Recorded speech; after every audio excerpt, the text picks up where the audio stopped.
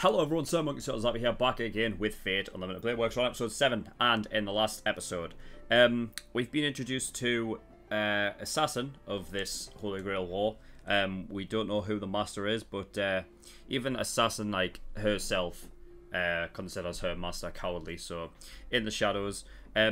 Seemingly, I mean, it could just be the perspective of the way the story is being told through, like, from the perspective of just Rin and Shiro, and that's it.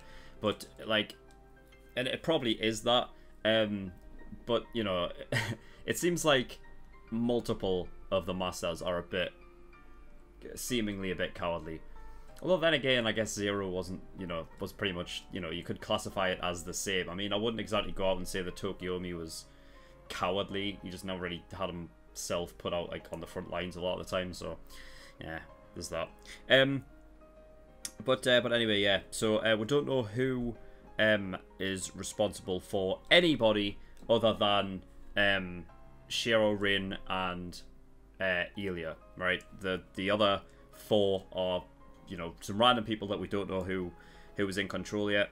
Obviously, Kazuki is a big fucking suspicious character right now. With Mitsuzuri missing. So, you know, it has to revolve around him. Like, I'll be very surprised if it isn't. He was the last one, well, at least the last thing that Shiro heard before she went missing, was Kazuki was calling Mitsuzuri to, like, his office, right? And obviously we know Issei is, you know, being tired recently and shit like that. So I feel like there is some human soul consumption going on, and he's at the heart of it. And it's possible that Mitsuzuri might have, they might have taken a bit too much of hers. Hopefully she's alright. I don't know if we'll get any, if we'll get that story this episode, but we'll just have to wait and see about that. And yeah, Kiritsugu did actually die. That's actually been confirmed, so that's sad. Like, I'm kind of bummed about it, because I feel like there was stuff that could have been, you know, talked about through that character, but I guess we're not going to get it, so that sucks. But yeah, anyway, I don't think it's Ethos really told one, so we're going to get it at episode 7. So without further ado, let's go.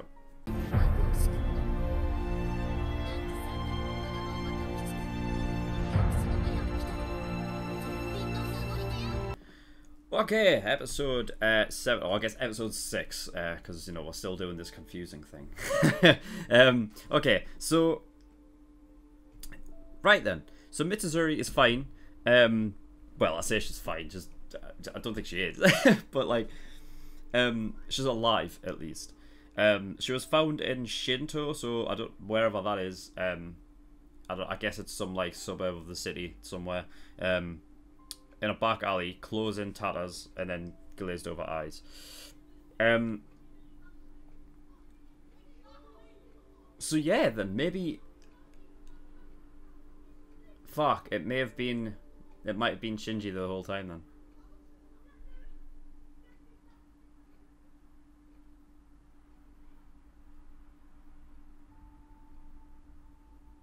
But we don't know who the fucking we don't know who's the masters of Kasta and this other assassin. That's nuts. So the woman's rider then? What? Nah, that's just... I don't understand.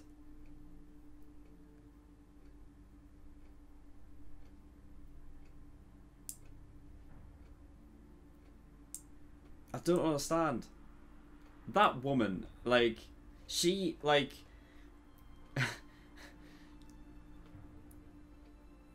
I don't get it. That woman last episode, like, was what you'd, like, what... She basically had everything that you'd assume that Assassin would do. Like, because they clearly pointed out that she doesn't... like, she's not, you know, she's not, like, great at, like, one-on-one fights or whatever. Like, she was attacking from... She was, like, attacking from, like, the shadows and whatnot.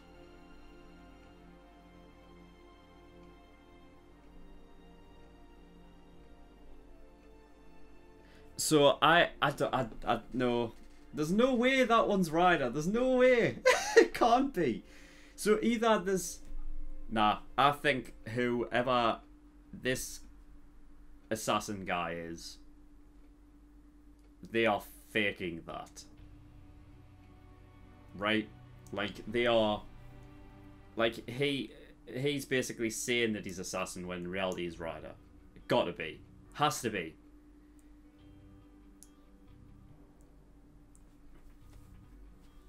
Because it just doesn't fit otherwise.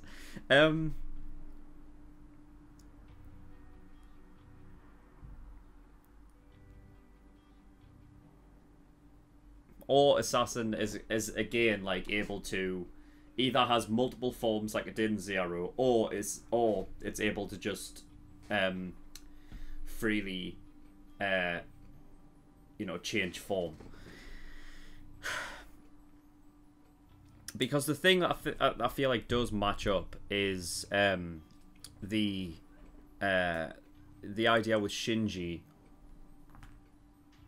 since he is responsible for whoever that woman is, and if that woman is assassin, he was wanting to team up with Shiro, right? And we know that Caster and this guy claiming to be assassin are teaming up, because Caster confirmed that. So, you know, there's kind of like that connection, which makes me... That's what makes me think that that guy claiming to be assassin is assassin, but like just a different form. But it's not exclusive to Shinji teaming up, so it, you know, I might be completely off base. But he looks so much more Ryder-like than than the woman did. You see, the thing is, because I don't think, as an assassin, you don't do what he did, and like, you know, stay at the top of the stairs and then introduce himself as assassin. Like, assassins don't do that. It's not like an assassin type thing. So that's what makes me think it's not. So fucking confusing.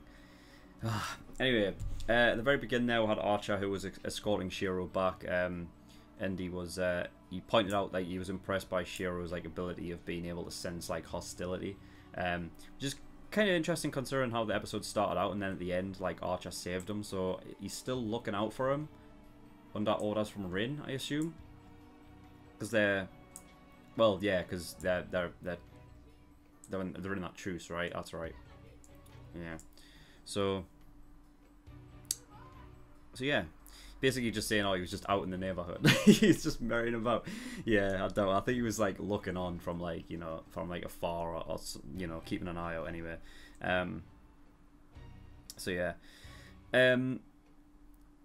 Archer anyway, he was saying that he has no desire for the Grail because he achieved his goal in his lifetime beforehand. So he remembers who he is then. You see, there could be a case for him, like, for him lying and saying that he doesn't remember who he is for his own, maybe his own benefit, or for the benefit of Rin, maybe. Since there is such a big mystery around who he is actually supposed to be, there may be a case of, like, he is ashamed, maybe. Maybe he's ashamed of who he is, so he doesn't want to tell anyone. So he just fabricated this idea that he can't remember who he is. But it was convenient for him that, you know, when Rin summoned him, that she didn't do it at like the peak of her mana, like at that time during the night, which helped, you know. So it's convenient. But, you know, there hasn't been anything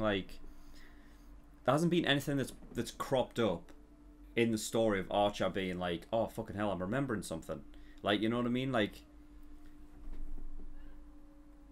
there was never like a trigger or anything that was clearly...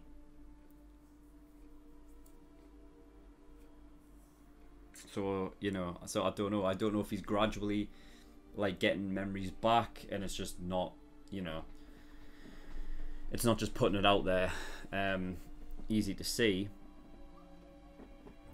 Fucking sun's coming back around again. Look at this, man. Look at this sun. Fucking hell, blinded, blinded by the light.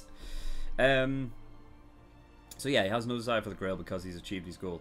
What he was talking about as well, like something that I didn't actually think about beforehand, was that in Zero they were mentioning like how there's a case for like servants wanting the Grail as well, because I guess servants have wishes that can be fulfilled as well as the masters as well.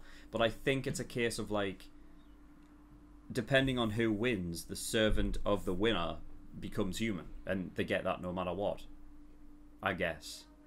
So then they can, like, yeah, like what Archer says, like complete their mission or whatever the fuck. But I never thought of that. Like, I know that obviously it happened with Gilgamesh, and you know, and with Ryder wanting to, like, that was his wish to become human again, right? So, but I think that's what threw me off, was Ryder, like that was his wish to like be human again. So I automatically assumed that like, oh well, they can have like any wish they want as well. But in reality, it's just that they can become human again. So yeah.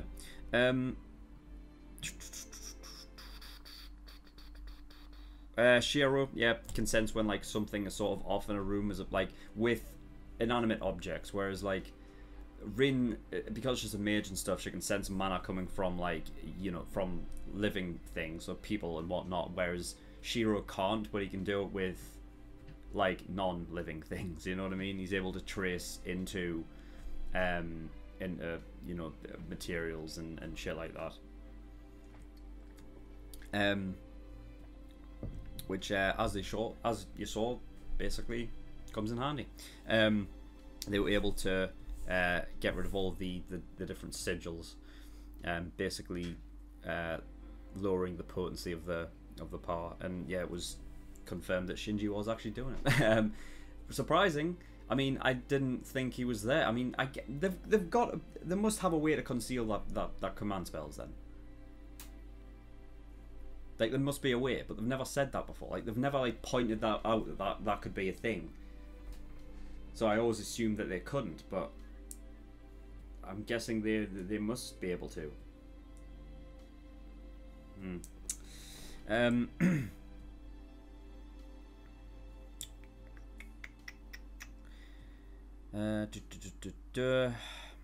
What else do we have? Yeah,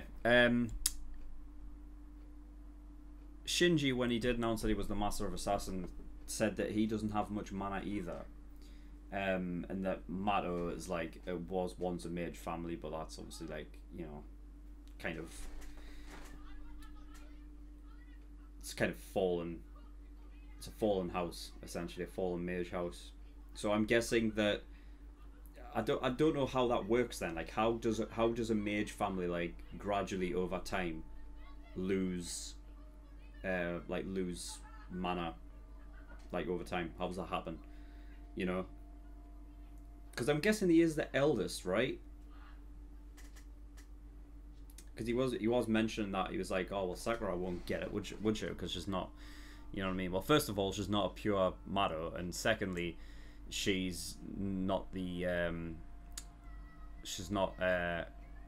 the eldest. Now, I think it's a case, at least in that family anyway, that like if there's a son over a daughter, then the son gets it. But well, I think that's what he said, right? He specifically said the eldest son, not the eldest child, I think. So anyway, yeah. But he doesn't have much mana, so yeah. Interesting. I don't know.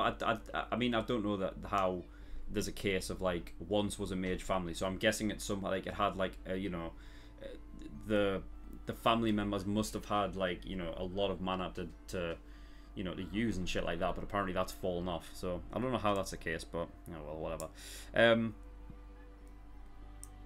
And then a bit later on in the episode, Shiro explaining his sort of strengthening magic, which yeah, I think referring to it as strengthening is kind of like the wrong term. I think enhancing is probably the better thing, because strengthening just means that, like, you know, like would just assume that the material that he's doing anything with is just strengthening the material, when in reality he's enhancing it depending on what its use is. Like he says, the light bulb would make it brighter and stuff like that.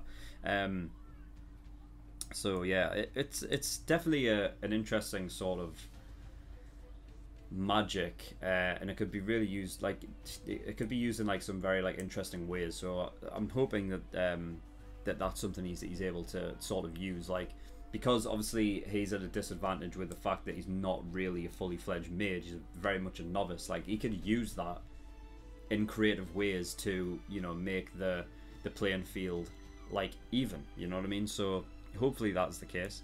I think he's smart enough to be able to pull shit like that off. Yeah, and then Casta, you know what I mean, I basically said, like, during the reaction, I was like, oh, well, she can't be that bad then, because why wouldn't she just go straight out and kill dudes? You know what I mean? I mean, she has this sort of, like, evil kind of persona thing going on, because she says that, like, oh, like, you know, I like it when they suffer a bit, you know? So she does, like, kind of get off on that, but she doesn't kill them, though. I mean, she has done in the past, but she doesn't do it now because she doesn't have to. So it's interesting, to say the least. Like, it's kind of, it's going to really depend on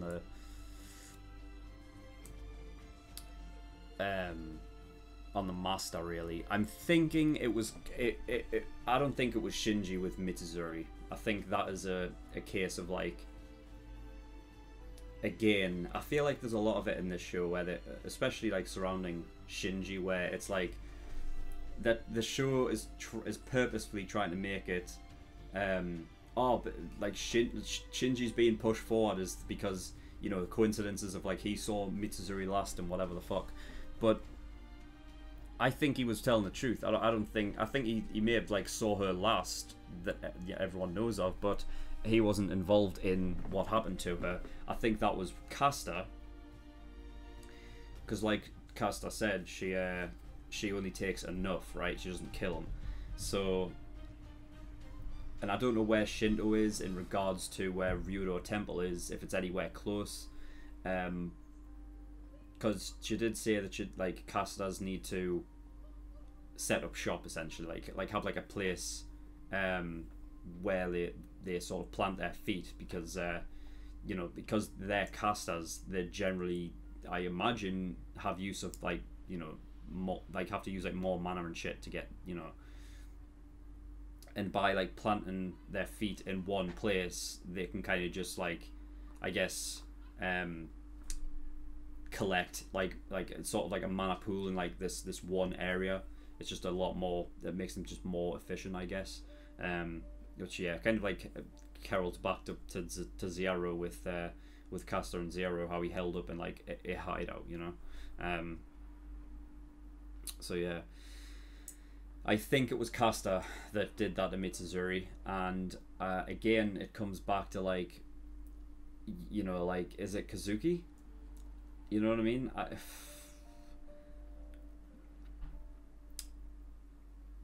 don't know. I really don't know.